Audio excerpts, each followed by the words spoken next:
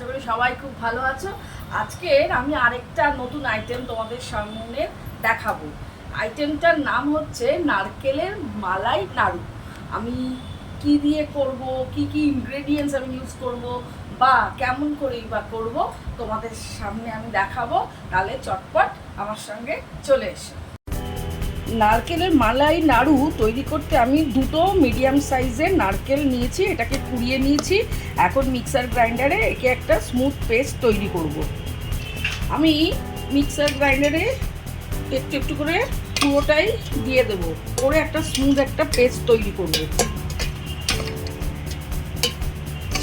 এই দেখো, এটাকে একটু হালকা করে পেস্ট করে নিয়েছি। অল্প একটু দুধ একটু অ্যাড করেছিলাম পেস্ট করার সময়। এবার একটা পাত্রে আমি এই পেস্টটা আমি ঢেলে নিচ্ছি।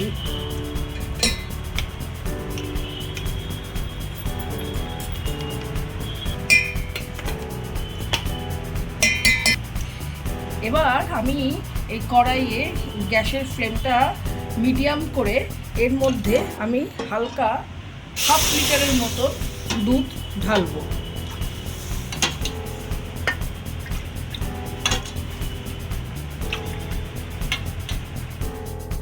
কতগুলো এলাইচি আমি ক্রাশ করে রেখেছি, তখন এই দুধের মধ্যে এই এলাইচিগুলো আমি দিয়ে দিচ্ছি।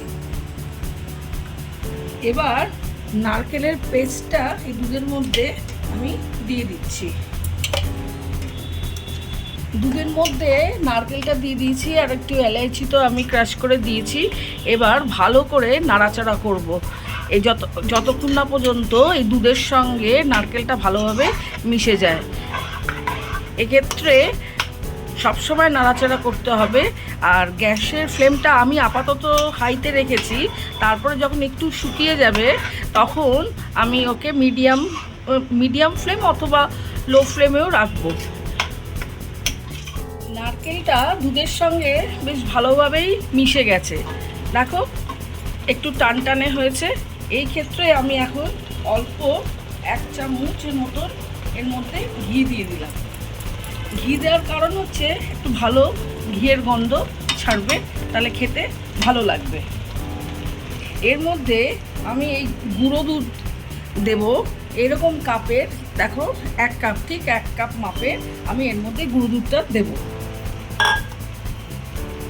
আর আমি গ্যাসের ফ্লেমটাকে মিডিয়াম করে নিলাম। আর এই গুঁড়ো দুধ, নারকেল আর এমনি দুধ ভালো করে মিশাতে আরম্ভ করলাম। এবারই টানটানে হবে, কিন্তু সবসময় এটা নাড়াতে থাকতে হবে। প্রায় মিনিট 15 মতন এটাকে নাড়িয়ে যেতে হবে যাতে এটা টান হয়। আর এরপরে আমি অল্প চিনিটা দেব, কিন্তু যেহেতু আমি গুঁড়ো দুধ ইউজ করেছি সেহেতু চিনির পরিমাণ কম হবে। অলরেডি এটা মিষ্টি মিষ্টি ভাব হয়ে গেছে। ভালো করে নাড়াচাড়া করছি, গ্যাসের ফ্লেমটা মিডিয়ামে রেখেছি এবং দেখো এরকম কাপের হাফ কাপ আমি চিনি দিয়েছি, মানে দিচ্ছি আমি। এই চিনিটা ভালো করে এর সঙ্গে মিশাবো, এই চিনিটাই বাইন্ডিংয়ের কাজ করবে। আমি কনডেন্স মিল্ক একটু অ্যাড করছি, এর কারণ কি, এটা টেস্ট বাড়ানোর জন্য। এই দেখো আমি নাড়াচাড়া করছি, এই যতক্ষণ না পুরো ড্রাই হয়ে যাবে ততক্ষণ আমি নাড়াচাড়া করব, মানে মিনিট 10-15 মতন এরকম নাড়াচাড়া করতে হবে গ্যাসের ফ্লেমটা লোতে রেখে। নারকেলটা ভালোইভাবে পাক হয়ে গেছে। এবার আমি আস্তে আস্তে করে নামাবো, নামিয়ে একে একটু ঠান্ডা করব। ঠান্ডা করে তারপরে আমি নাড়ুর শেপ দেবো।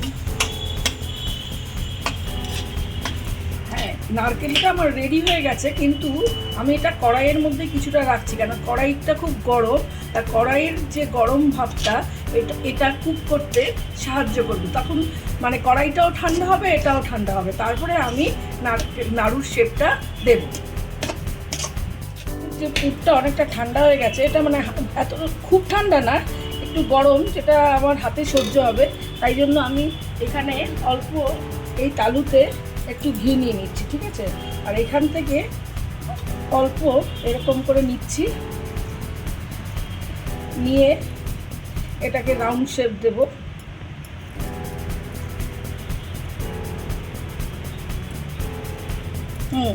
এটা রাউন্ড শেপ হয়েছে। আর একটু নাড়ানো হচ্ছে কারণ একটু গরম আছে তো। এবার এখানে তালুর মধ্যে দিলাম, দিয়ে অল্প করে আমি একে পারফেক্ট রাউন্ড শেপটা করে দিচ্ছি। এই যে নাড়ুর সাইজটা একটু বড় রেখেছি, বাড়ির ব্যাপার তো, পাকটা ঠিক এরকম, ঠিক গোলটাও ঠিক এরকম। তোমরা একটু ছোটও করতে পারো, আবার একটু বড়ও করতে পারো। আমার হাতের সাইজ অনুযায়ী আমি এরকম শেপে রাখলাম।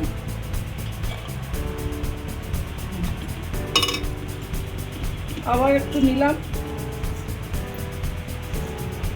এরমভাবে নাড়াচ্ছি কেন, একটু গরম তো আছে, হাতের যাতে বেশি তাপটা না লাগে। এরপরে আমি এখানে দিলাম আর সামান্য 3টে আঙুল দিয়ে একে একটা শেপ দিচ্ছি, দেখো রাউন্ড শেপ হয়ে যাবে। ব্যাস, এটা হচ্ছে রেডি। এরমভাবে দেখো, ঠিক একটু গরম আছে বলে আমাকে এরকম নাড়াতে হচ্ছে, কিন্তু শেপটা এসে যাচ্ছে। এবার প্রায় যখন গোল শেপ এলো তখন এইখানে আমি আস্তে করে আলতো করে রাখলাম, রেখে এই দুটো আঙুল দিয়ে আস্তে করে চাপ দিয়ে একদম পারফেক্টলি রাউন্ড শেপ করব। রাউন্ড শেপ হয়ে গেল, এখানে আমি রেখে দিলাম। আর বাদবাকি আমি আস্তে আস্তে করে তোমাদের সামনে দেখাবো। আমার নারকেলের মালাই নাড়ু রেডি হয়ে গেছে। তোমরাও একটু বাড়িতে ট্রাই করতে পারো, একটা সুন্দর রেসিপি, নারকেল দিয়ে তৈরি করে যায় চটপট, বেশি সময় লাগে না আর বেশি ইনগ্রেডিয়েন্টসও লাগে না, খুব হালকাভাবে এটা তৈরি করা যায়। রেসিপিটা তোমাদের কেমন লাগলো? যদি ভালো লাগে তাহলে একটু কমেন্ট বক্সে জানিও। কেমন লাগলো? যদি ভালো লাগে তাহলে লাইক কমেন্ট শেয়ার দিও। তোমরা কমেন্ট করো, তোমাদের কমেন্ট করতে আমার ভালো লাগে। আর এটা তো খুব সহজ রেসিপি।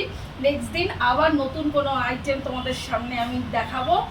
আর ততক্ষণের জন্য তোমরা সুস্থ থেকো, ভালো থেকো, টাটা, বাই বাই।